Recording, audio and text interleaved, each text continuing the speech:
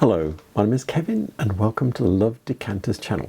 So this is part 4 of my visit to Brackley Antique Cellar, the largest antiques centre in the East Midlands. And yes, there's a couple of bits in here that I almost bought and I'm to really hold myself back. So, but if you're going that way, go and find them because they're good and they were cheap. And yeah, I've just got to sell some glass. I've got way too much. I bought a big pile from somebody a few weeks ago and I just got way too much. You know it's too much when you can't get it out of boxes. That is too much. So I did buy something and it is going to appear near the beginning of the next video. So anyway, let's get on and have a look at some glass, eh? So I was looking at these candle stacks. This one is stack sticks. This one is by Nachman. This one is, yeah, I don't know who this might be Nachman. It's very Nachman-esque. We can see if we can find that. But then the thing that spotted was this. I think that's early Victorian. Big old goblet. Look at the size of that. This big handful. That's good for modern wine glasses. Yep. We're looking at a page from the Victorian pattern glass and china book, and it's a retail catalogue from the 1870s. And I found this glass here. So the way the base of the stem goes into the foot looks the same. The panels are a bit narrower, but the overall shape of the glass is the same. So it doesn't mean it was made in the 1870s. It's a very simple glass in a way. You can see there's lots of others that are kind of, yeah, they were made over a long period of time because it's just like a basic glass.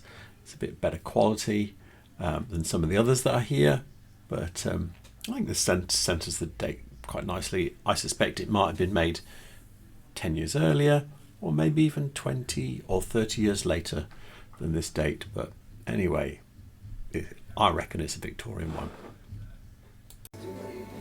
So from across the room I spotted this, and yeah, it's Whitefriars Sparrowbeak. Oh no, maybe it's not Whitefriars Sparrowbeak. It's got broken pontal. It looks like a Whitefriars, and I was thinking the shape's a bit unusual. The colour looks right for a blue one, but in actual fact, when you hold it up, actually the base is really thick. Can you see? So no, it's got the look, but broken pontal. It would be polished if it was Whitefriars, but we'll have a look at some of the Whitefriars ones and I'll show you how similar it is. We're looking at the whitefriarsglassworks.com website and it's the 1966 Whitefriars catalogue we're looking at. Now, this type of jug does go back to the 1950s, but I think this is about the time they started doing blue, and I think this one is the closest to it. It looks about the same shape. It's got a similar handle. I think the beak is a bit more like this one. So yeah, it is pretty close to what I was thinking of until I picked it up and thought it's not the same. It's heavier. It's got broken pontal. So I think they really were doing a looky-likey, and it does date it quite well, really, because if they are copying this, which is a range I think that was fairly successful, because obviously this is like 10 years after they'd started making it and they were still making it, and there's more, you know, there's more shapes here. So yeah, this was I think a successful range for Whitefriars, so I can understand that people would copy it. Got this says cased flower vase, which is exactly what it is. Look at that.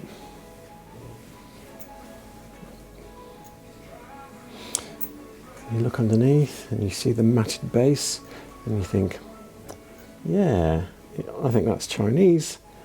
Someone might tell me I'm wrong, but I think it is.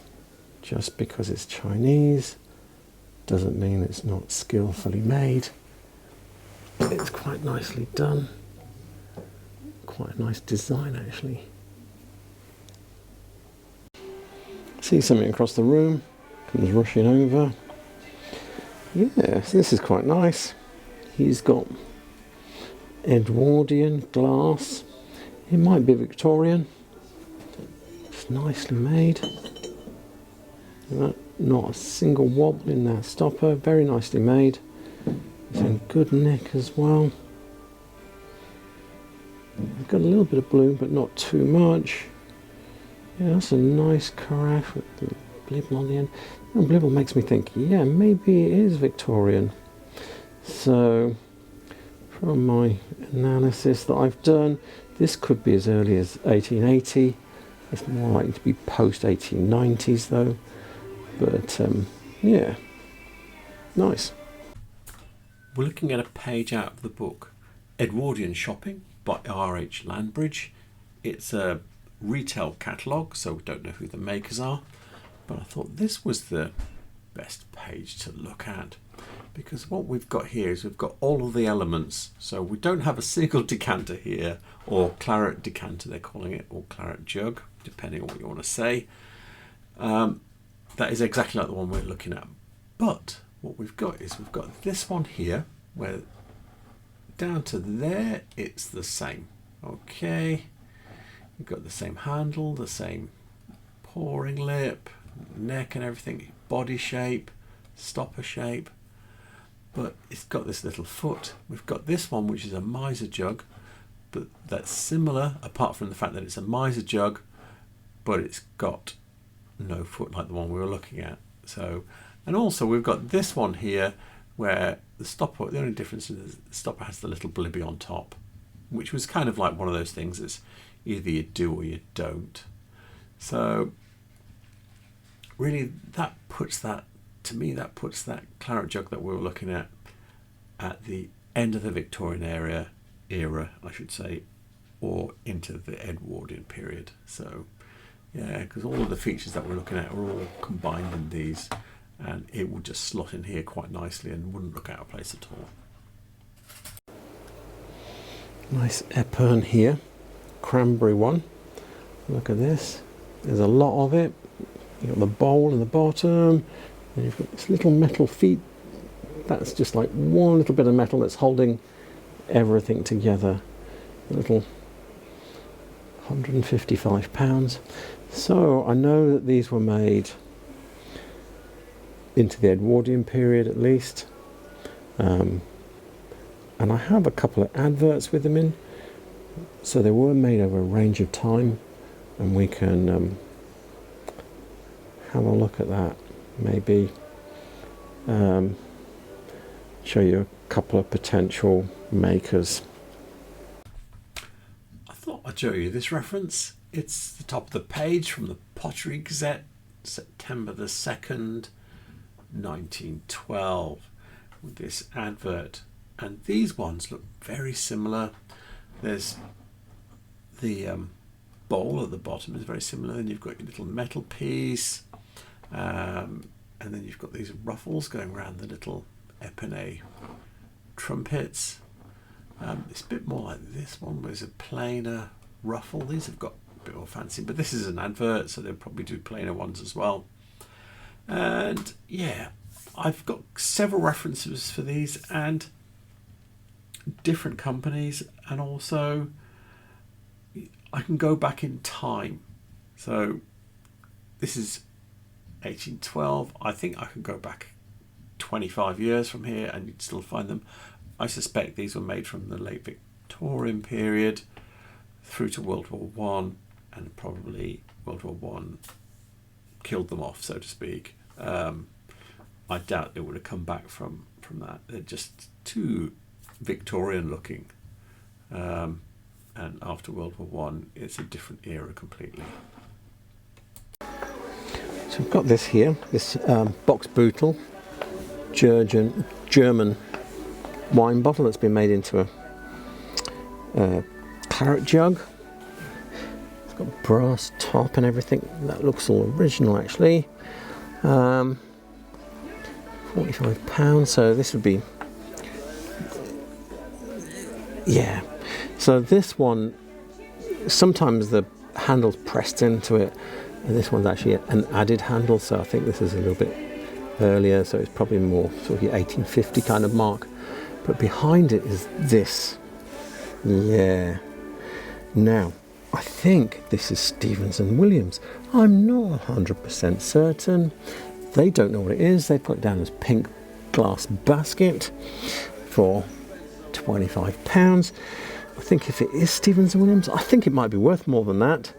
I'm not 100% certain, but we can do a little bit of sleuthing on that one and try and pin it down. Cool, look at these. Yeah, and they've got green glass Tazza, which is what they are, but these are Stuart Crystal Stratford pattern, designed by Ludwig Knai, 1921. I think the colour might be a pre-war colour really, but £18. The only problem with them, well, it's not a problem, it's just the way they are. They aren't uranium glass. They won't glow in the dark. They look like it, but they are not. Looking at the Stuart Crystal catalogue from 1938, downloaded from the Stuart Crystal Collectors Facebook group. Now, I looked through the 1927 catalogue and I couldn't find any Stratford pattern comports. Now, the Stratford pattern was invented in, or this first designed in 1921 by Ludwig Knai, but then the range extended and extended and extended, so they obviously weren't doing comports, or it looks like, unless I've missed it, in 1927, but this is 1938, so by 1938 I think this is the exact shape we're looking at. It's got this slightly inverted lip here. This one has got some etching on, but it's a plain version of this that we were looking at. So yeah, and this, you can see these pattern numbers. Look, this is an earlier pattern number, and this is a later one. So this one I think is actually close to the end, or the highest pattern number. I think this only goes up to 284 something. So this is close to 1938, this shape. So anyway, that's what I've been able to figure out from what I know. Got another little posy vase here. Now, they've said it's a candle holder. Yeah, it's a posy. It's like a posy mushroom. But this is one of the nicest. Look at the quality of the work on that. You know, even the petals are like a textured. I don't even know how that's done. And you've got this really fine cutting. It feels acid polished, which means it's post 1920. It's probably from the 1930s. But yeah, that is a very nice quality thing, and it's £6. So that is good. So there's a few nice things here. The first one I'm just gonna, yeah, this is, I've seen this in one of the books, this pattern, but the stopper's wrong. I might have been buying that if the stopper was right. But yeah, that's a nice quality thing. That'll be sort of like very early Victorian. Yeah, that's quite nice. It goes back. So the other nice thing is this here. So this is a glass bowl out of a tea caddy. Now, I thought they were for mixing tea, but I've been recently told that they're actually for sugar. Now, that's really quite a nice one. I've not seen one like that before. It's not as high quality as some, but that is, and it's £10. And it's probably, you know, 150 plus years old. So that is very nice, and that I might come back for that, I don't know. And then the other thing that's here that is super nice is this. Look at the quality of that. Now, that's in that 1850 to 1870 mark. It's really nice. People might say it's a finger bowl, but actually I can get my whole fist in it. It might even be no, I don't. I think it might be a rinser. Not all of them had pouring lips on. It's £15, but it is absolutely fantastic. Yeah, that is very tempting as well. Oh God. Anyway, yeah, there's two really good things here.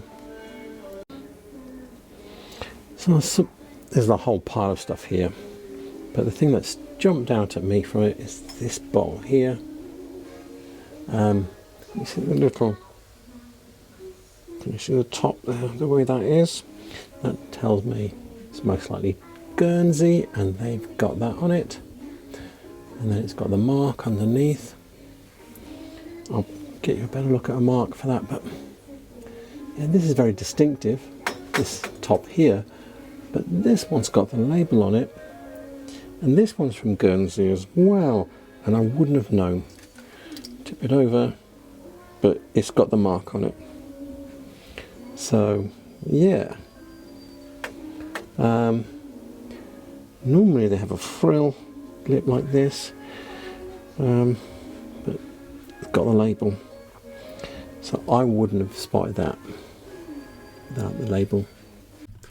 I thought I'd show you this bit of Guernsey glass, or show you what I'm talking about the lip, so you can see this one. You can see they've all got this little, I don't even know what you'd call it, like a little petal lip. There was a picture of just the top of something somewhere. Where's it gone? There, look at this. This is the kind of thing, it's like little tiny petals all the way around. Yeah, there's another one. And there are some things that don't have that lip, like this one here. And there was another one somewhere, this one here with a label on. But the ones with this little petal lip are the most common ones. And if you see that, you can turn it over and check the mark underneath. So they do have that. But here it is. Look, this person's got it here. Oh, it's 20th century glass. I think it is. Oh no, it's not. Something else. 20th century forum. So, but it looks like, yeah. So this has got the lip, and look, there's the three lions, which is the sort of like the flag for Guernsey. It's the flag for Jersey as well. Anyway, that's what you look for. So if you see this, you can look underneath and double check. And you go, yeah, I know what that is. These are interesting. It just says blue glass pedestal salts. Now, are they Bristol blue, as in the glassmakers Bristol, or are they Georgian? I'm looking at them. They look. There is some little tiny nips along the bottom. I can't really see if there's wear underneath. Yeah, but they are £40, so they are staying there. If they were a tenner, I'd be asking someone to come and have a look at them, because if they were Georgian, they would be a super bargain. But yeah, I'm not going to do that. I'm just going to, someone else can have a rummage at them. So I have a scan that I made of the Bristol Blue catalogue for 2001, and I've had a quick whiz through it, and yeah, the salts are not there, so we can forget that one. And so what I did next was I put in Bristol Blue salt glass, and this is as near as I got. I thought, oh, that's them, but actually then it's not them. Proportionally, they're not the same. They're saying early 19th century for these. They are not the same as the one we're looking at. I think the ones we're looking at are probably more likely to be early 19th century than these are. And I have looked at everything. Yeah, I didn't stop until it stopped showing me stuff. Yeah, and those are not there. So if they were, you know, late 20th century, early 21st century, I would have expected to see more of them. Some of the things in here do reappear, and some don't. And I think some of the ones that don't are more likely to be the old ones. Like this and this is the same. And some of the decanters reappear like this. So, yeah, I think it is early. I don't know. Without picking up and having a good feel and holding up to the light, you know, it's very difficult to say. But I think those parasols are early. So I hope you enjoyed that. Yes, it was the little bowl that goes in a tea caddy that I was going to buy potentially, and also the frosted bowl as well. Yeah, they were really, really tempting, and the prices on them were really good for something as old as they were. If you wanted a piece of really old history, yes. So anyway, we've got part 5. I think part 5 is going to be the final part. So all the references I use will be in the description below. Yep. All the contact details I have for Brackley Antique Cellar will be in the description below. And what else? Please remember to like and subscribe because it helps my channel. So thank you for watching. Have a good night. Good night.